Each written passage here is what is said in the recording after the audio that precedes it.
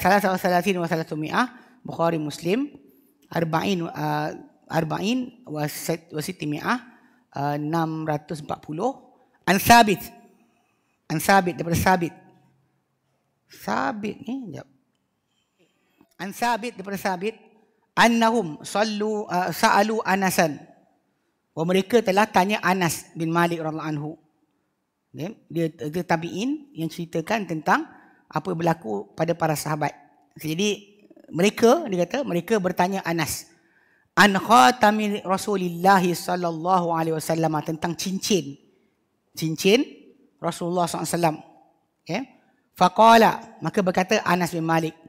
Dia tak pelik pasal Anas bin Malik dia adalah khadam Rasulullah sallallahu alaihi wasallam. Dia khadam Rasulullah sallallahu alaihi wasallam. Jadi bila dia khadam Rasulullah, memang berkenaan dengan apa-apa berkaitan Rasulullah SAW, memang dia kata benda ni banyak kita boleh tahu daripada Anas. Anas. Sabit bin Aslam Sabit Al-Bunani itulah. Sabit Al-Bunani. Dia tabi'in. Mati tahun 123 Hijrah. Lahir 41 Hijrah. So dia sempat dengan Anas bin Malik radhiyallahu anhu. So dia kata di sini, dia ada orang tanya mengenai cincin Nabi sallallahu alaihi wasallam. Cincin Nabi sallallahu alaihi wasallam. So Anas bin Malik memang seorang yang patut ditanya sebab dia khadam Rasulullah selama 10 tahun. Nabi pindah ke Madinah, mak dia Ummu Sulaim telah memberikan dia untuk jadi khadam Rasulullah sallallahu alaihi wasallam. Jadi khadam Rasulullah sallallahu alaihi wasallam selama 10 tahun. Jadi dia punya apa benda pada Nabi SAW banyak. Hatta belahan dada Nabi dibelah ketika kecil. Kesan belahan tu Anas kata aku nampak. Kesan belahan pada dada Nabi SAW. Yang Nabi telah dibelah dada baginda oleh Jibril alaihissalam. Ke situ yang kadang-kadang bila kita baca hadis-hadis macam ni penting. Sebab untuk kita menafikan apa-apa yang datang daripada ajaran sesat. Kononnya mengatakan bahawa mereka boleh bedah lebih advance daripada Jibril alaihissalam. Dia tak boleh lebih advance daripada Jibril alaihissalam.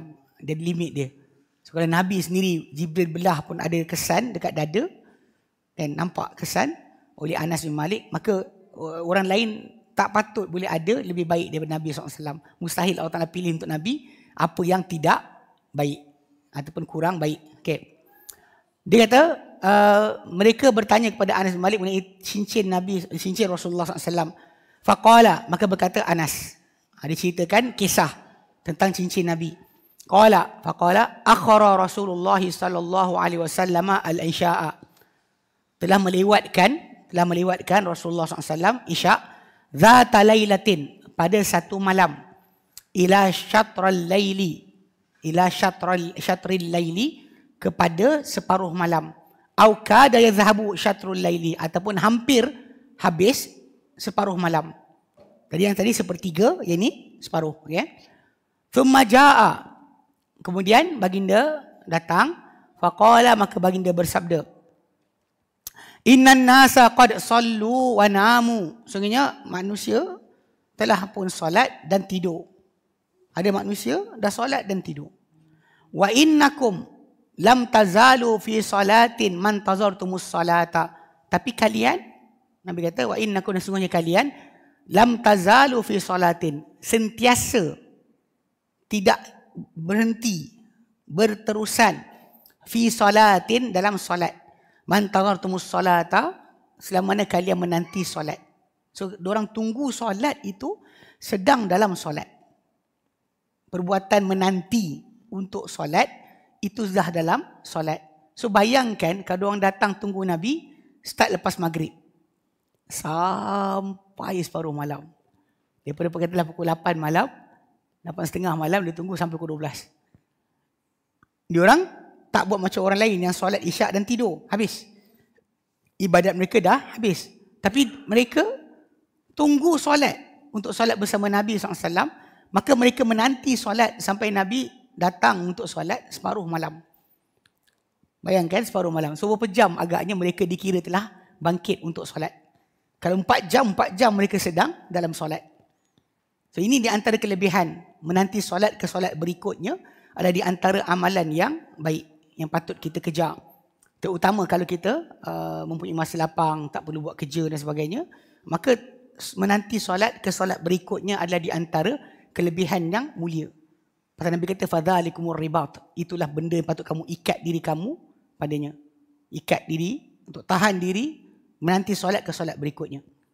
Nah, ini di antara amalan yang kadang-kadang kita dah tinggalkan. Sebab ialah kalau mungkin ada tazkir kuliah lepas maghrib tu, tunggu sampai isyak. Kan? Kalau anda kata tak ada, kita balik solat. Kemudian kita datang solat balik tidur. Beza dengan orang yang menanti solat ke solat berikutnya. Dan ini juga apa cara yang kita kata keadaan untuk seorang tu mengejar waktu solat, mengejar waktu yang afdal pada hari Jumaat. Sebab Nabi sebut dalam waktu afdal Jumaat tadi, ada 1 jam pada Jumaat yang tidaklah seorang tu berdiri kan berdoa kepada Allah Taala kecuali Allah Taala akan makbulkan permintaan dia. Tapi kita lihat lepas asar mana ada solat sunat. So ada soalan timbul. Soal lepas asar mana ada solat sunat. So macam mana kita nak suruh orang tu berdiri berdoa kepada Allah Taala dalam solat sedangkan tidak ada lagi waktu solat sunat lepas asar. So bila salah seorang sahabat terangkan, dia kata kan seorang yang menanti solat maghrib adalah dalam solat. So tunggu solat berikutnya kita berdoa waktu itu adalah waktu yang membolehkan kita mendapat waktu afdal bagi solat, bagi berdoa ketika hari Jumaat. Ini kaedah kena faham. So kita menanti solat itu kita dalam solat. Whoever menanti solat dalam solat. Orang yang datang ke solat dah dalam solat. Orang yang datang ke arah solat memang dalam solat dah. Sebab tu Nabi larang kita bergegas, jangan kelang kabut, lari-lari sebab kita memang dalam solat. Okey. Jadi kat sini Nabi kata macam tu. Qala. Okey. Hadis ni sebenarnya hadis ni sebenarnya nak cerita tentang cincin tadi. Tapi dalam kisah cincin tersebut ada sebut berkenaan dengan tajuk kita, iaitu melewatkan solat isyak sehingga separuh malam. Dia sambungan soalan tersebut. Qala Anasun, berkata Anas bin Malik, ka'anni anzuru ila wabisi khatimihi, seolah-olah aku sekarang ni sedang melihat kepada kilauan, wabis kilauan atau kilauan lah, kilauan khatimihi, cincin baginda, min fiddatin, yang dibuat daripada perak. Wa rafa'a isba'ahu al-yusra bil khinsir, dan beliau mengangkat tangan jari beliau yang sebelah kiri bil khinsir ni, jari ni. Tahu kan nama jari? Ibham, sababah, wusta, khinsir, binsir ke bunsir. Ni dia jari kelingking, khunsur, bunsur. Sekejap. Kejap. Lama dah. Jarang pakai kan?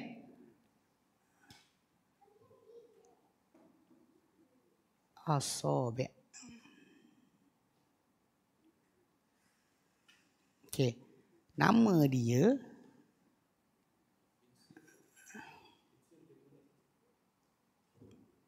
sekejap.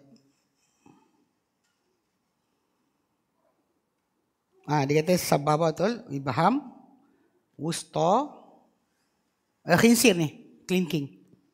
Khinsir, kelingking. So dia nampak Nabi punya jari cincin tu dekat sini. Dekat sini. Dan cincin Nabi SAW, yang dibuat daripada perak, sebenarnya ia juga adalah cop mohor bagi baginda SAW. Baginda mula ada cincin yang untuk baginda cop dengan surat. Selepas daripada baginda mula menghantar surat kepada raja-raja yang memerintah sekitar tanah Arab.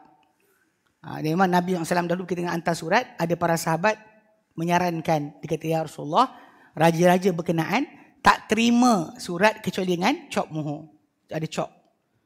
Surat macam tu tak nak, surat ada cop.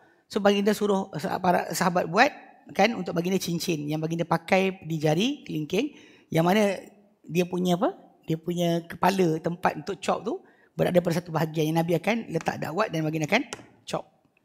Bukannya sebagai hiasan. Orang Melayu kadang, orang Arab dia biasa pakai cincin ni untuk bagi tahu dah kahwin. Sudah kahwin. Dia pakai yang dekat sinilah. Tapi kalau Nabi SAW, ni khinsir ni adalah jari kelingking. Binsir ni jari manis.